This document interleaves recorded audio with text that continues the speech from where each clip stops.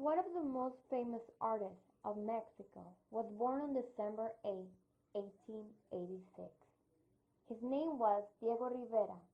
As a painter and muralist, he focused on creating art that reflected the lives of Mexican people and the working class. Some of his art brought controversies.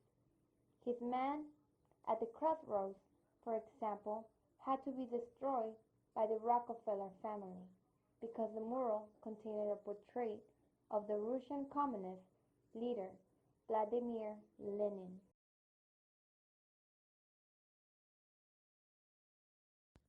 Diego Rivera was born to a wealthy family. He was the son of Diego Rivera and Maria Barrientos de Rivera. He had a twin brother named Carlos, who died when he was 2 years old. During Diego Rivera's early life, he discovered his passion for art. His father made an art studio for him to stop Diego from drawing around the house walls. Around the age of 10, while living in Mexico City, Diego Rivera studied art at San Carlos Academy of Fine Arts. At that time, he was influenced by four people: André Río Félix Parra, Santiago Reboux, José María Velasco, and José Guadalupe Posada. In 1902, Diego Rivera led a protest against the re-election of the President of Mexico, Porfirio Diaz. This caused him to be expelled from the academy. So, he decided to travel around Mexico to keep painting and drawing. In his travel, he encountered the governor of Veracruz, Teodora de Geza, who helped him to pay for his studies in Europe. First, Diego Rivera traveled to Madrid, Spain, and later, in 1909, to Paris, France. There, he was influenced by Impressionist painters such as Pierre-Auguste Renoir and Paul Gauguin.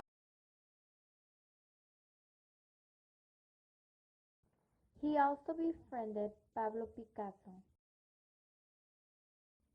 The works that Diego Rivera produced between 1913 and 1917 were Cubist. This type of art is based on shapes or objects.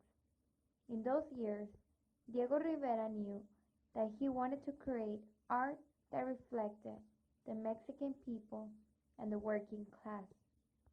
So, some of his Cubist works had Mexican themes, such as the Guerrillero of 1915. During a trip to Italy, Diego Rivera saw the Renaissance frescoes and from it became interested in making murals.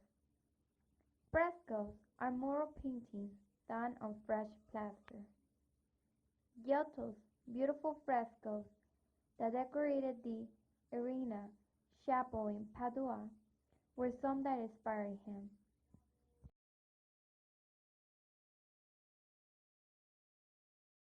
When Diego returned to Mexico, the government funded him so that he could create murals about the country's people and its history on the walls of public buildings.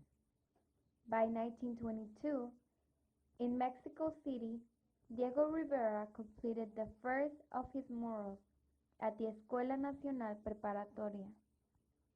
Using the fresco form there and other public buildings, Diego Rivera was able to introduce his works into the everyday lives of the people.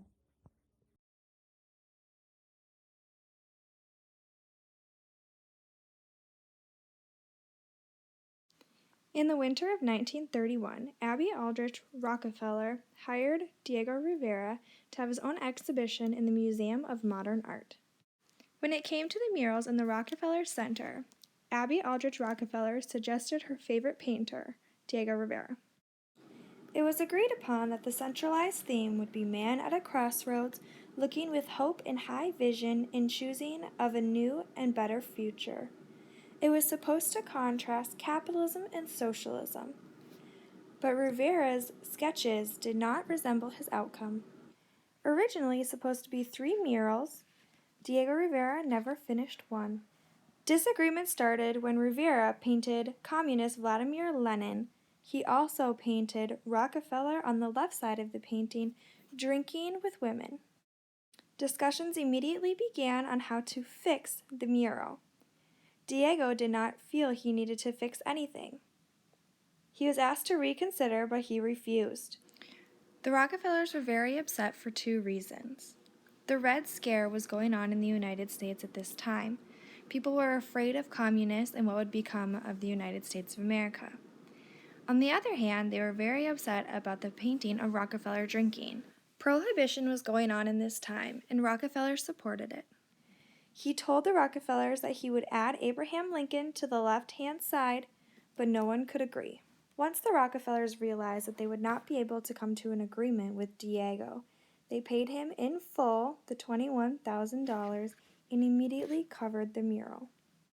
Wanting to salvage some of his work, Diego had one of his assistants sneak into the Rockefeller Center and take a picture of what he had accomplished. In 1934, Diego Rivera redid The Man at a Crossroads. It was called Man, Controller of the Universe. Lenin was still seated on the right-hand side of the painting, and Rockefeller was still on the left-hand side, drinking and with women. In 1940, Diego Rivera returned for the last time to the United States to paint a 10-panel mural called Pan-American Unity for the Golden Gate International Exposition in San Francisco. From 1945 to 1951, Diego Rivera worked on a series of murals known as From the Pre-Hispanic Civilization to the Conquest. His last mural was called Popular History of Mexico.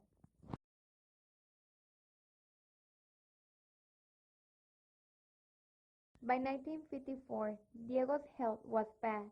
3 years later, on November 24, 1957, he died from heart failure in his studio in San Angel, Mexico. He was laid to rest in the Rotunda of Famous Men in Civil Pantheon of Mexico City.